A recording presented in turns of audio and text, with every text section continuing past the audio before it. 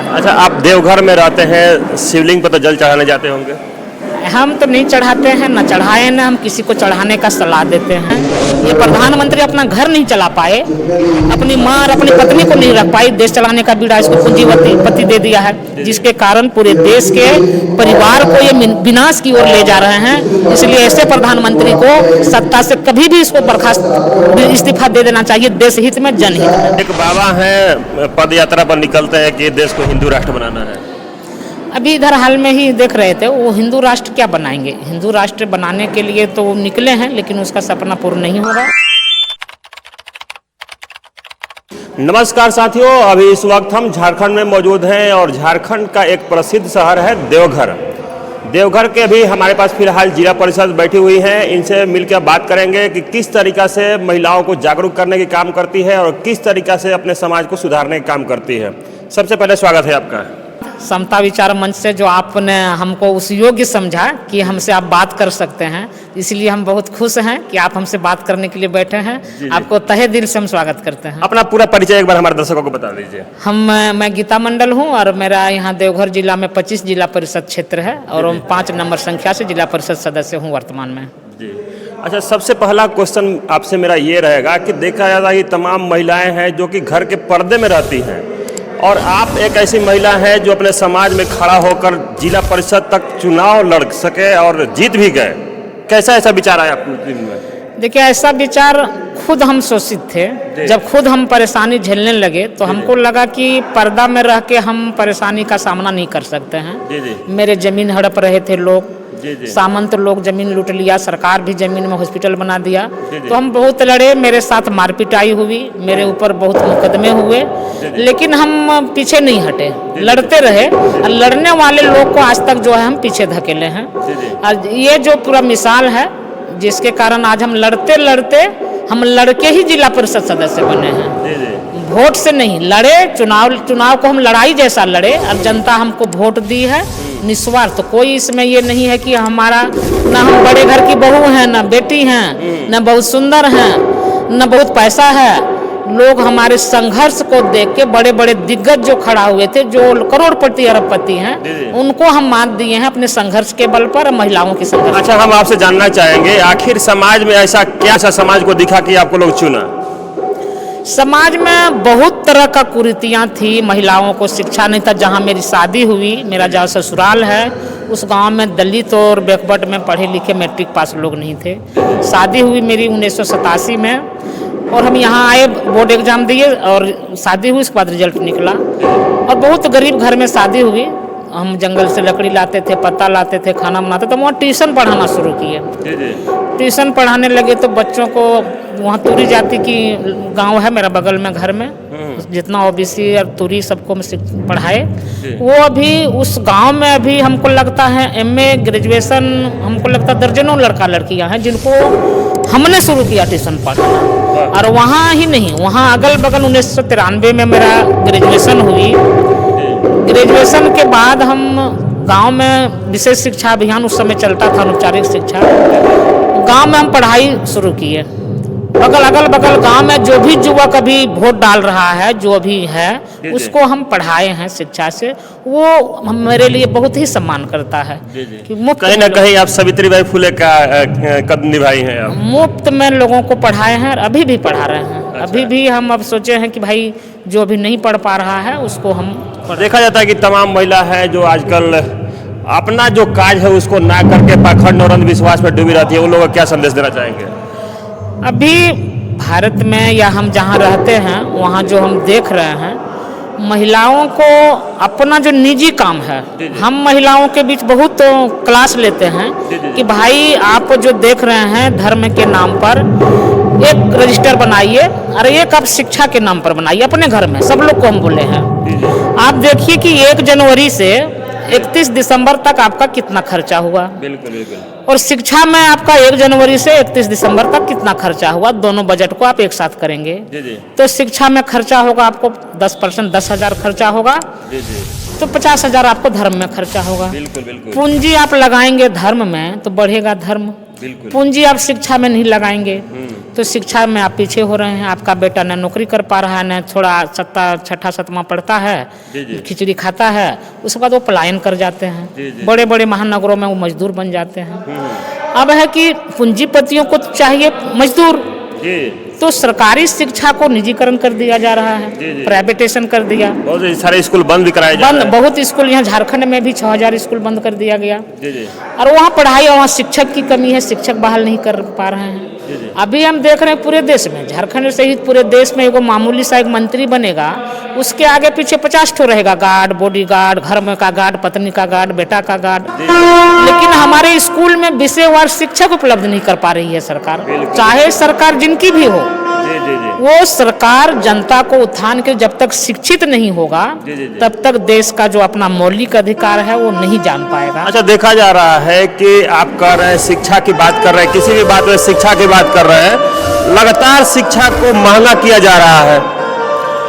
शिक्षा को महंगा ही नहीं, शिक्षा को बाजारीकरण कर रहा है। शिक्षा एज ए बिजनेस बना रहा है कि प्राइवेटेशन तो हुआ, अब उसी के स्कूल में किताब बिकेगा, उसी के स्कूल में जूता मिलेगा, उसी को ड्रेस मिलेगा। सप्ताह में 4 गो जूता बदलना है, 4 गो ड्रेस बदलना है। तो हम करें वहाँ लोग भेज रहे, लोग को अपना जो संपत्ति है वो संतान है, वो अपने संतान को किसी भी हालत में पढ़ाना चाहता है, खर्चा करता है। और सरकार इधर खाना दे रही है, स्वेटर दे रहा है, जूता दे रहा है, छात्रवृत्ति दे रहा है, वो शिक्षक नहीं दे रहा है, वो शिक्षा नहीं दे रहा है। शिक्षा से वंचित करने का जो साजिश चली है सरकार का, ये पूंजीवादी व्यवस्था में, तो इसके खिलाफ भी हम लोगों को समझा रहे हैं।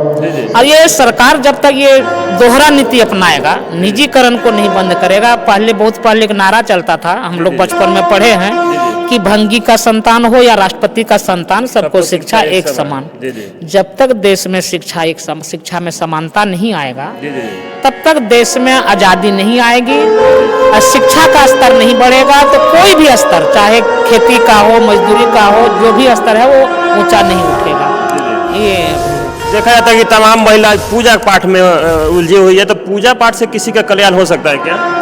देखिए, जब गांव समाज में गरीबी बढ़ जाता है, भुखमरी बढ़ता है, बीमारियां बढ़ती है, उसको कोई देखने वाला नहीं होता है, न सरकार न पूंजीपति कोई।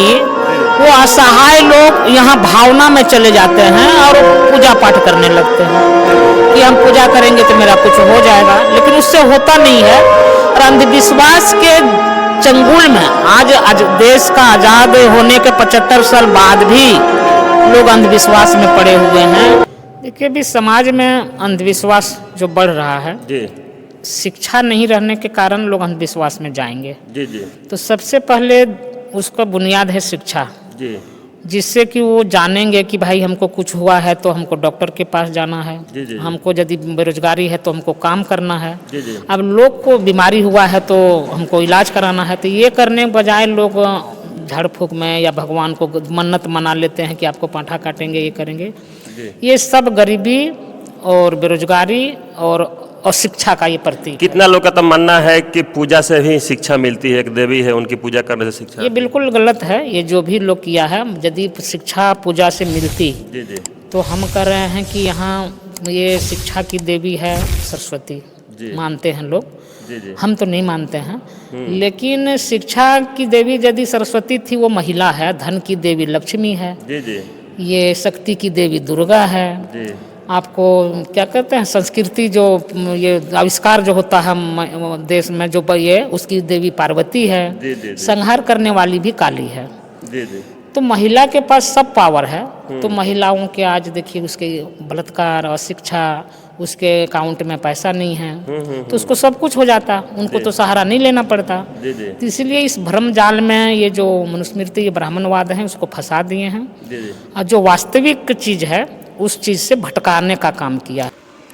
यानी जैसा कि आपको कहना है कि शिक्षा की देवी भी महिला को बनाया गया है, विद्या की देवी भी महिला को बनाया गया है, और तमाम जितने लोग के नाम लिए महिला को ही बनाया गया है। लेकिन धन की देवी महिला है, लेकिन पैसा मांगने के लिए किसी जेंट्स के पास ही हाथ फैलाना चाहिए, कहना चाह रहे हैं ना? एकदम। जब उसको एगो पार्लर भी जाएगी, एगो साड़ी भी खरीदेगी, तो पुरुष जब पैसा नहीं देगा तो नहीं खरीद पाएगी। यदि खरीद के भी ले आएगी, उससे सवाल किया जाएगा कि तुम पैसा कहाँ पाई। जी जी जी। माने उसका हिसाब पुरुष के पास होना चाहिए। जिस तरह महिलाएं माने आर्थिक गुलामी में भी है। कितने लोग का मानना है कि जो आपके कर्म में लिखा होगा वही होकर रहेगा?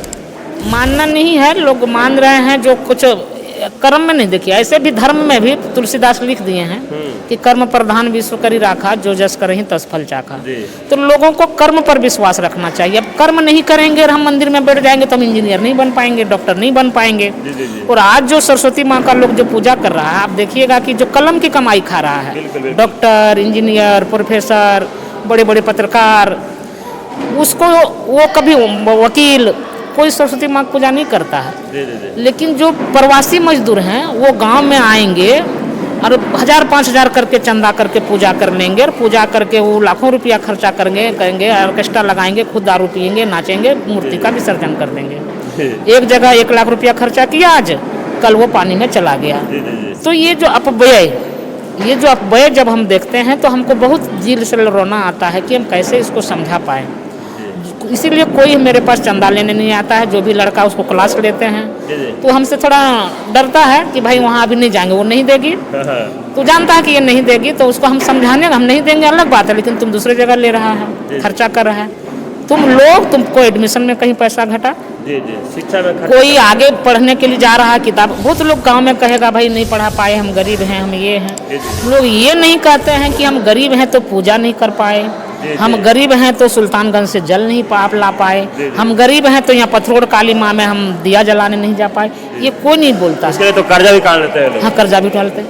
वो ये कहेंगे कि हम गरीब हैं इसलिए हम पढ़ नहीं पाए। जी जी। तो इस तरफ जो है पूंजीपति जो है उसको दिमाग को भटका रहा है। हम जो बोले कि ये पूंजीवाद और ब्राह्मणवाद, मनुवाद जब हावी हो जाएगा तो हमारे लोग गुलाम होंगे। तो इसीलिए हम आज़ाद हैं, लेकिन हमारे दिमाग को लोग जो है ये मनुवाद और पूंजीवाद हाईजैक कर लिए हैं, जिसके कारण वो वास्तविक दुनिया में रहने के बजाय वो काल्पनिक दुनिया में जी रहे हैं। हमारे समाज उसको वास्तविक दुनिया में लाने की आवश्यकता है। अच्छा, आप देवघर में रहते हैं, शिवलिंग पर तो जल चढ़ाने जाते होंगे?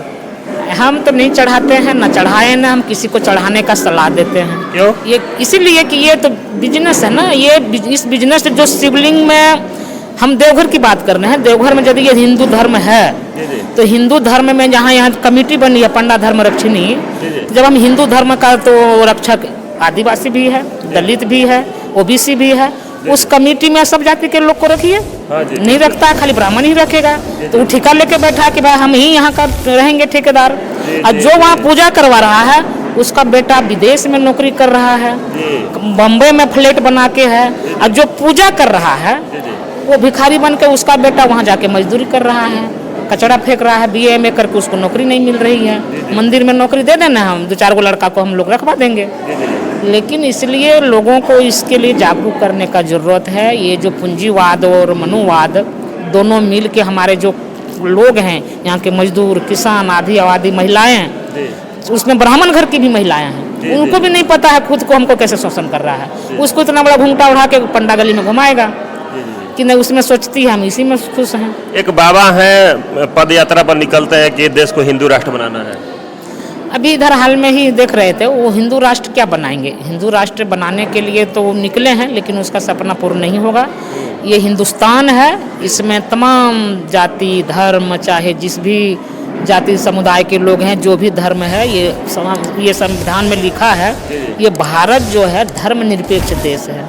जिनको जो मर्जी है वो धर्म को मान सकता है, नहीं भी मान सकता है। कोई जरूरी नहीं है कि हम मानेंगे, हमको नहीं मानना है, नहीं मानेंगे। कोई जबरदस्ती तो हमको मंदिर में आज तक नहीं ले गया कि तुम हिंदू हो और क्यों नहीं पूजा कर रही हो। हम तो देवघर में आज 50 साल पार कर गए। तो इसीलिए इस संविधान को लोग जानेगा तभी लोग अपना स्वतंत्र रूप से जी पाएगा। आपके देश के प्रधानमंत्री भी तो किसी एक धर्म का ही बढ़ावा देते हैं। ये प्रधानमंत्री, हम बताएं ना, प्रधानमंत्री जो है ये इसको चलाता है मोहन भागवत। ये RSS के प्रोडक्ट हैं। ये प्रधानमंत्री अपना घर नहीं चला पाए, अपनी माँ और अपनी पत्नी को नहीं रख पाई, देश चलाने का बीड़ा इसको पूंजीपति दे दिया है, जिसके कारण पूरे देश के परिवार को ये विनाश की ओर ले जा रहे हैं। इसलिए ऐसे प्रधानमंत्री को सत्ता से कभी भी इसको बर्खास्त, इस्तीफा दे देना चाहिए, देश हित में, जनहित में। अच्छा, अंत में जो आपको देख रहे हैं, महिलाएं तमाम जो देख रही हैं, उन लोगों के लिए क्या संदेश देना चाहेंगे कि किस तरीके का अपना जीवन व्यतीत करें और पाखंड और अंधविश्वास से निकले?